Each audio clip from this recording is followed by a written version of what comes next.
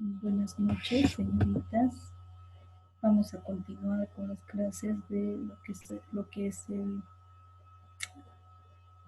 área de saber de municipios saludables. Tenemos en esta oportunidad para hacer un recordatorio sobre lo que es el agua. ¿Qué es el agua?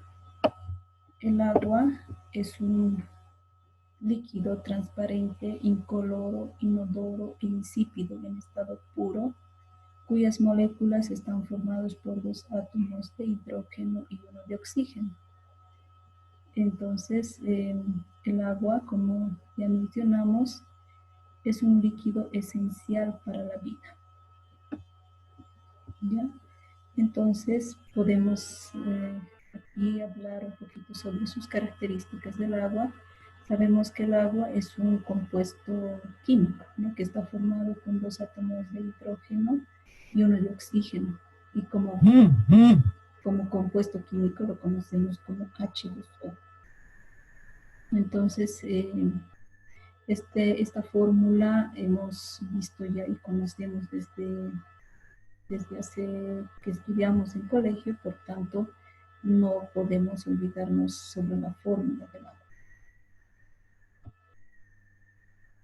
Vamos a hablar un poquito sobre lo que es la importancia del agua. ¿Por qué es importante el agua? Como ya mencionamos, es importante el agua debido a que es un elemento esencial y vital para la vida, para todo ser vivo en realidad. ¿Por qué? Porque tanto el ser humano como los animales, las plantas, todos necesitan agua para su consumo y funcionamiento de todos los organismos. Entonces, sabemos que el agua es una sustancia, como ya se ha mencionado, sin olor, sin sabor, sin color, ¿no? Y además que existe a nivel del planeta Tierra, más o menos dice en forma puro en la naturaleza. ¿Por qué menciona que es más o menos puro? Porque sabemos que el agua no es totalmente libre de todo tipo de contaminantes para ser consumida. Entre ellas vamos a ver más adelante que no toda agua tampoco es apta para el consumo humano. Entonces, en todo el planeta Tierra existe, el agua se encuentra en un 96.5 a 97.5 se encuentra en mares y océanos. Y este tipo de aguas son aguas saladas. Y las aguas dulces solamente lo vamos a encontrar en un 3% para el consumo humano. El agua se presenta en tres estadios físicos. Ya a nivel del planeta Tierra vamos a encontrar al agua en sus tres estadios, los cuales van a ser o son en realidad en la atmósfera. El agua se encuentra en la atmósfera en forma de vapor, dando lugar a fenómenos meteorológicos como la nieve y la lluvia, ¿ya? En la atmósfera.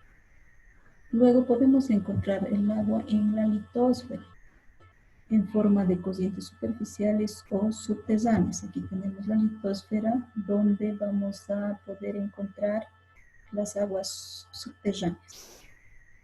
También el agua se encuentra en la biosfera. La biosfera está compuesto, vamos a decir, por todos aquellos organismos vivos, entre ellos está el ser humano, los animales, las plantas, etc., ¿no? Y también podemos encontrar el agua en la hidrosfera, que comprende el conjunto de aguas del planeta en sus tres estadios de agregación, ¿no? Y es decir, que el agua se encuentra a nivel de todo el planeta Tierra, ya sea en forma líquida, en forma sólida, o sea, hielo, y en forma gaseosa en el medio ambiente, lo que es la atmósfera. ¿Ya? Entonces es importante conocer que los estadios físicos del agua para poder entender dónde se encuentra el agua a nivel de todo lo que es el planeta Tierra. Tenemos tipos de agua. Los tipos de agua, como anteriormente les mencioné, se encuentran aguas saladas y aguas dulces. Las aguas saladas, como ya les había mencionado, se encuentran en océanos y mares y representan entre el 97% del total del agua se encuentran en los mares y océanos como agua salada.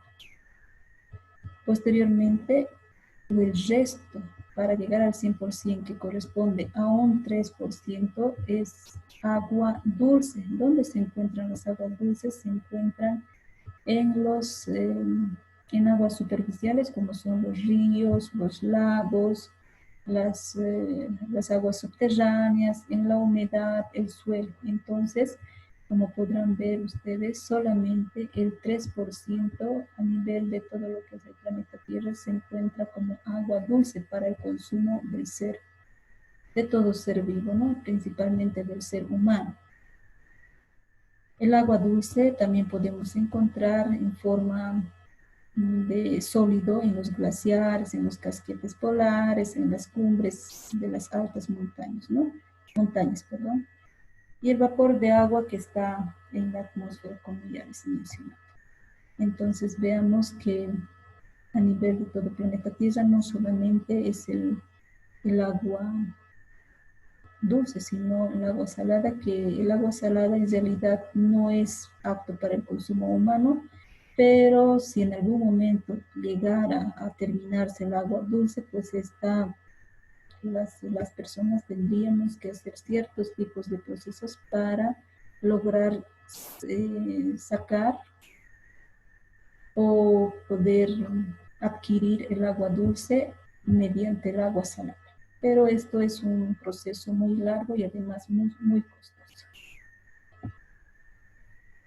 El agua se dice que es un recurso renovable. ¿Por qué? Aquí tenemos el ciclo hidrológico. ¿Y qué es el ciclo hidrológico? El ciclo hidrológico es un conjunto de transferencias que ocurre en el planeta gracias, bueno, participando aquí tanto los mares, los océanos, la tierra y la atmósfera. Para el movimiento de todo este proceso, el motor principal es el sol. ¿Qué quiere decir? Que para el ciclo hidrológico, el sol es esencial para que todos estos procesos hidrológicos que ocurren para el agua, el motor es el sol. Entonces, ¿qué ocurre en el ciclo hidrológico? Las aguas de los mares, de los océanos, a través de los rayos del sol, son evaporados hacia la atmósfera, recorriendo una distancia más o menos entre 1000 kilómetros ya hacia la atmósfera. Entonces, una vez llegados hasta cierta distancia de esos 1000 kilómetros, el agua, el vapor del agua se condensa. Esta condensación del agua se conoce como las nubes o las nieblas que nosotros normalmente conocemos y podemos observar a nivel de la atmósfera. Una vez que la condensación pasa, ya sea durante el proceso de la evaporación del agua, ya sea la atmósfera sea cálido, pues el agua se precipita. O sea, a nivel de después de la condensación, el agua se precipita. Y si la atmósfera no está tan frío, pues el agua se convierte en pequeñas gotas y va a ir cayendo hacia la superficie terrestre, nuevamente en forma de agua, en forma líquida. Pero si en la precipitación ocurre que la atmósfera es más frío, estas se van a convertir en forma de hielo y caerá pues en forma de granizo nuevamente hacia la superficie de la Tierra. Por tanto, a nivel de lo que es fuera del mar o de los océanos, también podemos observar que las plantas y Los ríos, etcétera, los lagos, pueden también a través de la transpiración o evaporación, nuevamente el ciclo sucede de la misma manera, ¿verdad? Nuevamente sucede de la misma manera, esta sube hacia la atmósfera y llega a la precipitación, primero a la condensación formando las nubes y luego a la precipitación. Y aquí podemos ver que después de la precipitación el agua puede retornar nuevamente en forma de nieve, hielo o a través de la lluvia. Una vez que la lluvia nuevamente ingresa o llega hacia la superficie de la Tierra, nuevamente estas serán almacenadas en forma de lagos, ¿no? Y aquellas aguas que a través de la lluvia caen hacia la superficie terrestre van sumergiéndose hacia las profundidades de la Tierra para formar también las aguas subterráneas. Entonces, de esta manera podemos decir que el agua se va renovando, es como decir, como dice el título, es un ciclo hidrológico que todo el tiempo ocurre. Pero actualmente, ¿qué pasa en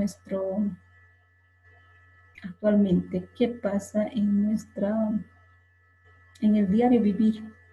Debido a la contaminación del medio ambiente, pues todo esto está cambiando y dañando la atmósfera y obviamente el ciclo hidrológico pues está siendo afectado, ¿no?, por los cambios climáticos. Entonces es importante, vamos a decir que para colaborar o contribuir al ciclo hidrológico es importante cuidar nuestras reservas de aguas, nuestras reservas de los bosques, etcétera, para lograr que el ciclo hidrológico se lleve a cabo. ¿Por qué es importante el agua? El agua es importante debido a que tanto en la naturaleza como en todo ser vivo es esencial, debido a que los organismos vivos pues necesitan para poder funcionar del agua. Es decir, cada proceso, como nosotros conocemos, cada célula del cuerpo también necesita de agua. Por tanto, podemos ver en esta imagen que en todo ser humano hay ciertos porcentajes que están conformados por agua. Ejemplo, un niño, el 80% de su cuerpo está conformado por agua. Los adultos entre un 70% y los adultos mayores entre 50 y 60%, pero continuamos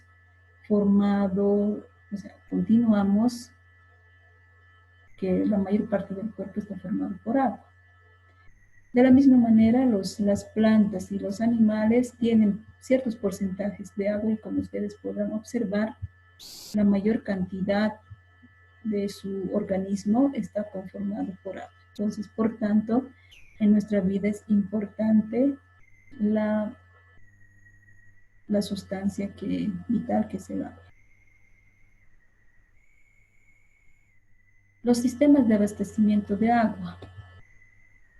¿Qué es un sistema de abastecimiento de agua? Es un conjunto de redes, tubos, cañerías que permiten llevar el agua hacia el consumidor, es decir, hacia las familias en las mejores condiciones higiénicas, con la finalidad de que cada familia obtenga, ¿no?, o reciba el agua en su domicilio en las mejores condiciones higiénicas posibles. Para esto, para que un sistema de abastecimiento sea adecuado, está formado por las siguientes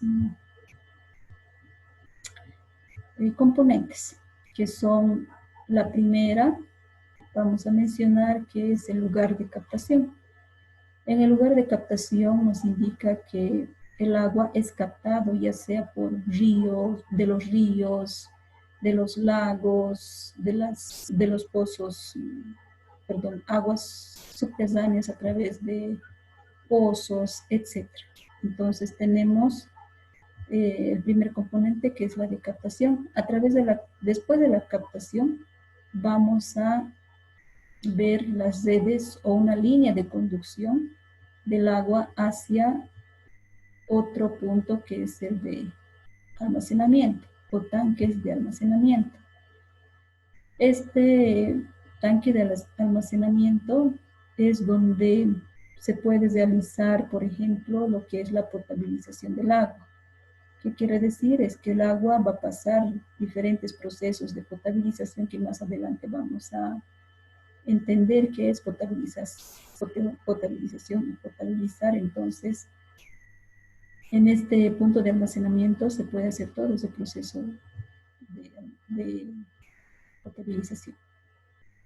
Después, una vez que el agua es potabilizada, estas deben ser distribuidas a través de una red de distribución hasta las familias. Es decir, a cada vivienda se va a ir distribuyendo el agua potable para su consumo.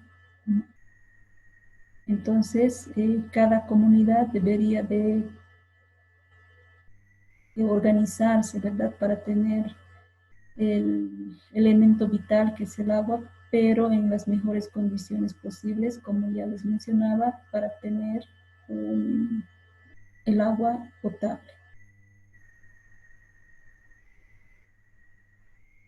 Entonces, si hemos hablado anteriormente sobre el agua potable, ¿qué es el agua potable? ¿Cómo se define? El agua potable es aquel agua que podemos consumir o beber sin que exista peligro para nuestra salud. El agua potable no debe contener sustancias o microorganismos que puedan provocar enfermedades o perjudicar nuestra salud. Es decir, que el agua debe ser apta para su consumo. ¿Y cómo debe ser apta para su consumo? Pues tiene que ser libre de cualquier tipo de microorganismos que pueda ocasionar daño a nuestra salud. Ya, eso es el agua potable. Para potabilizar, el agua potable tiene ciertas características. Entre ellas vamos a mencionar que debe ser limpia y segura. Debe ser incolora, o sea, no tiene que tener un color, sino transparente. Debe ser inodora, o sea, sin olor. Debe ser insípida, sin sabor. Debe carecer de elementos en suspensión, es decir, que no debe tener turbiedad alguna, ¿no?, que se observe en el agua. Debe estar libre de contaminantes, ya sea contaminantes orgánicos, inorgánicos, ya sean metales. No debe tener, microorganismos patógenos que pueden hacer daño. Entonces, estas características debe contener el agua potable para el consumo humano de manera segura. El proceso de potabilización del agua obviamente se lleva a cabo en diferentes depósitos de agua, vamos a decir, como habíamos mencionado en el sistema de abastecimiento de agua, donde primeramente debemos ver, ¿verdad?, o sea, el lugar donde se capta, o sea, de qué fuente de agua estamos captando, para luego ser transportados hacia el lugar de almacenamiento, donde se puede hacer la coagulación o floculación, que consiste en el tratamiento donde se eliminan algas y otros tipos de sustancias del agua. Luego pasa otro proceso, que es la sedimentación, donde se eliminan flóculos mediante la acción de la gravedad. Y posteriormente la filtración del agua, que pasa a través de diferentes filtros o un medio poroso con el objetivo de reducir la turbidez del agua y algunos quistes de organismos parásitos.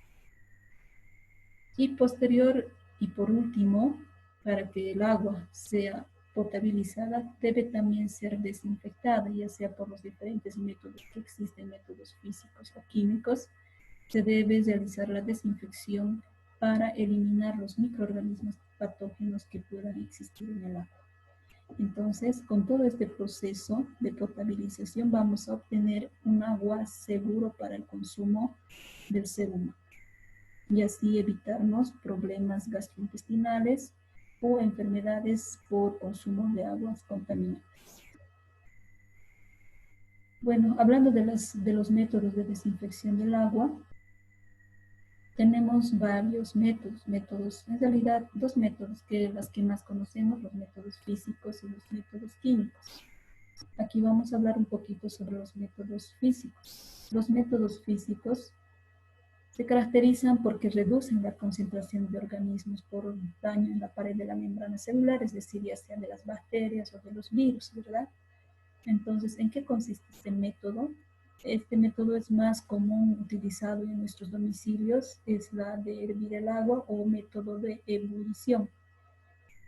La mayoría de los microorganismos mueren a una temperatura mayores a 100 grados centígrados, que es el punto donde el agua empieza a hervir, ¿no? O sea, el punto de ebullición del agua es a una temperatura de 100 grados centígrados, en la cual debemos hervir el agua durante unos 3 a 5 minutos. Con esto nos vamos a asegurar de eliminar los microorganismos que existieran en el agua, ¿no? Entonces es importante y más económico en nuestras familias y en cualquier comunidad que nosotras vayamos a dar algún tipo de orientación sobre métodos de desinfección del agua. El método de ebullición es la más económica, más accesible para todo tipo de familias.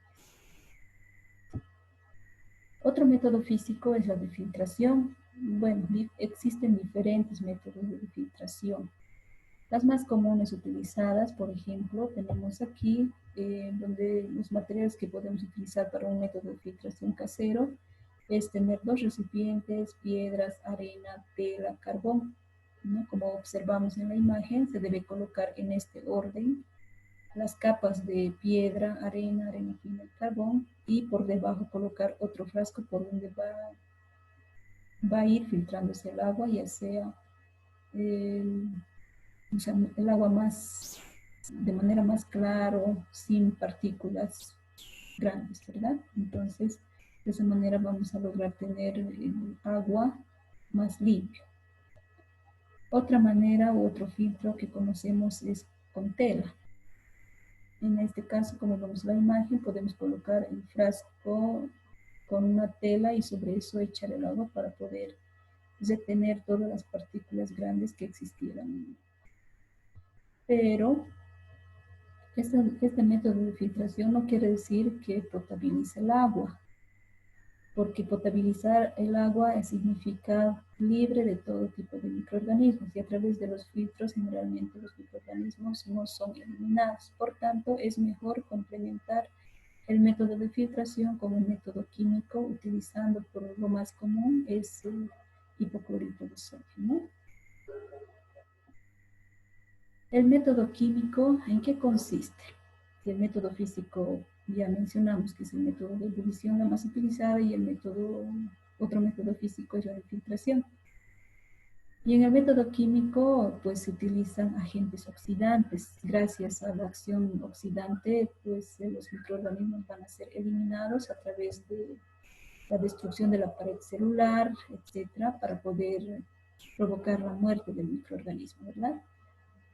El cloro o el hipoclorito es la más utilizada y la más económica también en nuestro medio, donde al entrar en contacto con el agua puede producir oxidación de todo lo que se encuentra como virus, bacterias, sustancias orgánicas como la orina, etcétera, heces fecales. Entonces va a ir oxidándolos, ¿verdad? Para esto necesitamos tener una concentración y lograr que el agua sea potabilizada. En este caso tenemos un ejemplo, por ejemplo, ¿no? Para utilizar hipoclorito de sodio, que viene al 3,5%, se debe colocar a 5 litros de agua entre 0,5 ml o 5 a 10 gotas de clorito de sodio. En el caso de que el cloro comercial sea al 6%, entonces se debe colocar a 5 litros de agua 0,3 ml o 3 a 6 gotas de hipoclorito de sodio. Una vez que se diluye el hipoclorito de sodio con el agua, se debe dejar reposar durante 30 minutos antes de consumir. Esto nos va a asegurar que durante esos 30 minutos el hipoclorito de sodio está actuando dentro lo que es el agua, eliminando todos los microorganismos, virus, bacterias, parásitos, etcétera, para luego ser consumido de manera segura por el ser humano. Entonces es un método más accesible en todas las familias, debido a que el hipoclorito de sodio lo podemos encontrar también en todas las tiendas para comprarlo, ¿no? El consumo de aguas contaminadas pues nos trae enfermedades. Las enfermedades transmitidas por contaminación del agua son diarreas,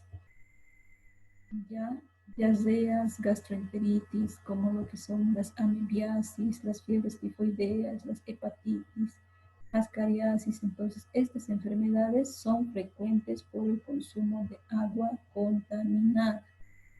Sabemos que las aguas superficiales principalmente son contaminadas en su mayoría por heces fecales, ya sea por el mismo ser humano o por animales o por fábricas, etcétera. Entonces, la mayoría de las aguas superficiales son contaminadas.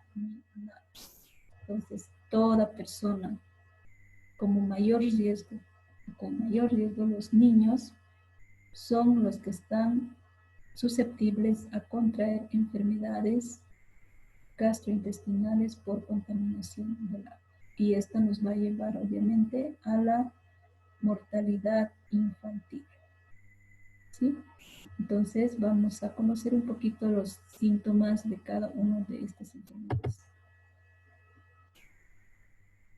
Por ejemplo, una de las enfermedades más frecuentes por consumo de agua contaminada es el cólera. Los síntomas que se presentan son las diarreas y vómitos intensos, lo cual tanto en personas adultas como en niños pues produce la deshidratación, y es frecuente que sea mortal el cólera porque a través de la deshidratación la persona puede llegar a morir. Otra enfermedad frecuente es la fiebre tifoidea, que se presenta con fiebres, diarreas y vómitos, inflamación del vaso y del intestino, que también va a producir deshidratación tanto en niños como en adultos. Otra enfermedad es la disentería. Las disenterías también se presenta en la diarrea, raramente es mortal en adultos, pero en los niños también produce muchas veces la muerte. Las gastroenteritis también van a producir náuseas, vómitos, dolor en el aparato digestivo, con poco riesgo, pero también son mortales. Las hepatitis, principalmente la hepatitis A, que produce la inflamación del hígado y produce también ictericia y puede causar daños permanentes en el hígado, ¿no? Entonces es importante también tomar en cuenta que el órgano que va a afectar. La enfermedad de la poliomielitis, que también es una enfermedad producida por consumo de aguas contaminadas debido a que el virus de la polio se encuentra en las heces fecales de los animales con mayor frecuencia, y también en los seres humanos, donde sus síntomas es frecuente los dolores musculares intensos, debilidad, temblores, y produciendo en los niños principalmente la parálisis, que puede ser también, ¿no? La disentería mediana, donde también se presentan diarreas, escalofríos, fiebres, y puede ser grave si no se realiza un buen tratamiento. Y también los esquistosomiasis, como sus síntomas se presentan como anemia, fatiga continua. Entonces, estas enfermedades son las que van a producir el consumo de aguas contaminadas. Por tanto, veamos la importancia de contar con agua potable, porque debido al consumo de agua no potable, pues estas enfermedades continúan siendo, tanto en nuestro país como a nivel mundial, siendo las principales causas de la muerte infantil.